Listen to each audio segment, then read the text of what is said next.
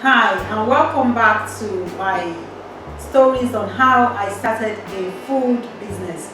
This episode will be on people, how to get the people to help you in your food business.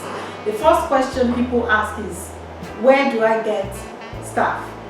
Well, when I started out, like I said, it was a one-man band, and a few months down the lane, I was able to recruit. And what I did was to go to the job center then, but the job center has now become an online company, and I think they are called Employers Direct.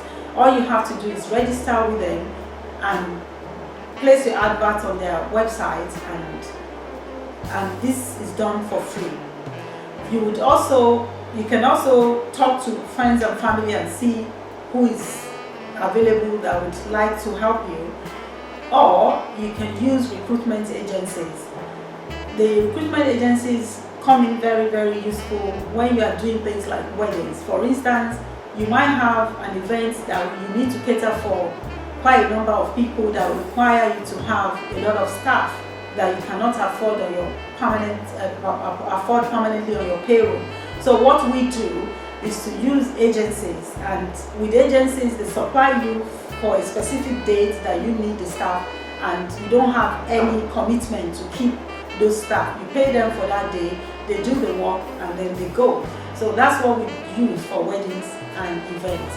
The other thing also is that if you have a staff that is ill, you can easily use your recruitment agency to bring in another assistant to work for a day or two to cover the sick period of your staff. The other question that people ask is how do I know who to recruit? Well, what I do is I do not ask for experience, because with the food I do is mainly African food, and when you place advert there are not many Africans that respond. Sometimes it could be Europeans that will respond, and they will not have any knowledge of the recipe.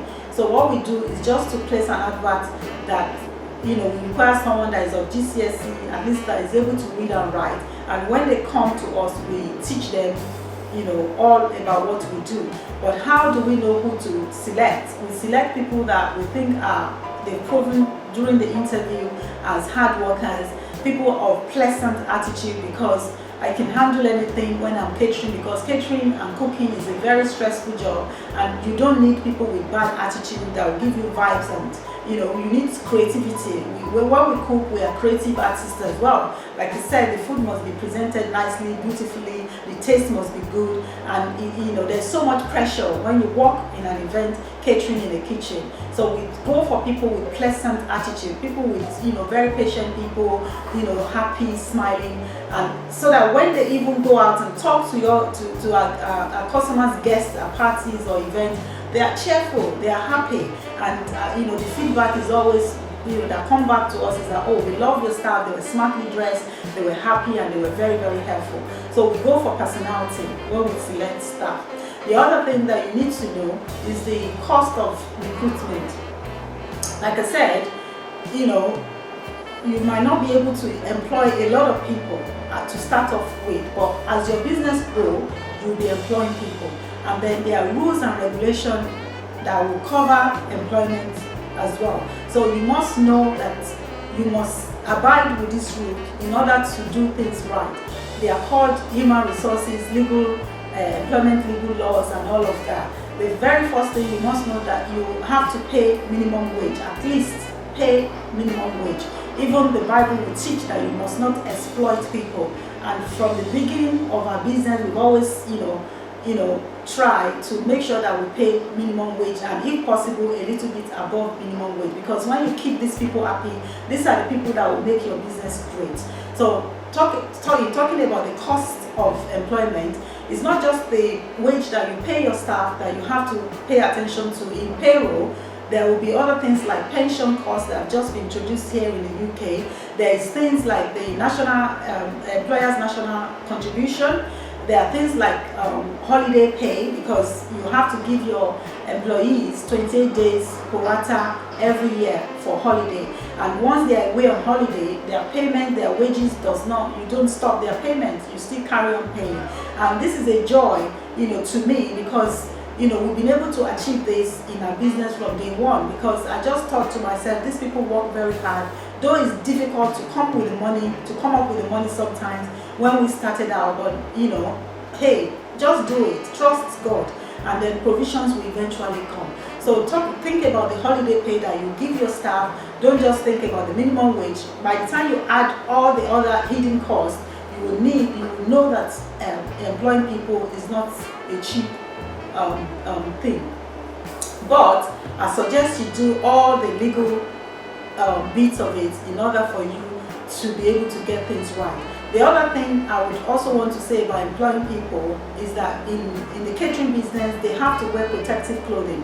So you have to think about this as well. We provide free white clothing and hats for our staff to wear, and they always take it home to wash themselves. So you can have an arrangement for them to take it home and wash themselves, or you can launder things for them, or maybe have a washing machine in your business to wash those clothing.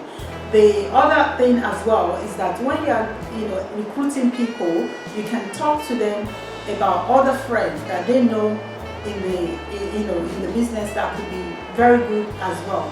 So I have a staff that started out with us in 2002.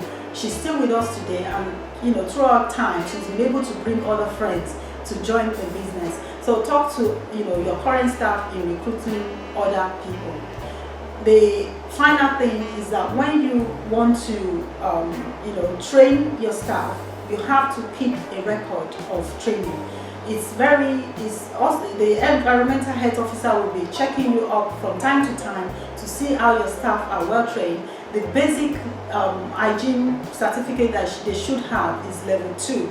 So you can either send them to do an online course, or ask them to go to the local council, because I understand some of the local councils still offer the training. But if you can't do that, you can just ask them to do an online course. That's what we do. We brought in an online package of catering course on food safety, and our staff will take time during their break time to go on the computer and just learn it, and that's how we've been able to train our staff. And as the proprietor of the business as well, I constantly take up training and have done up to level 3.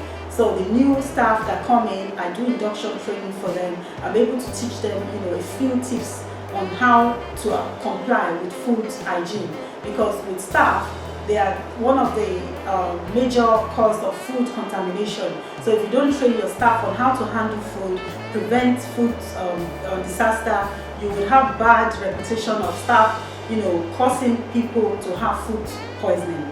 So it's very important for you to train your staff well in the area of food safety, and also to train them well in the area of food presentation and taste of food as well.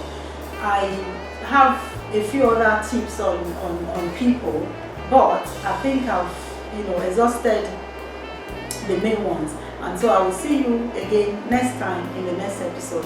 Thank you for watching.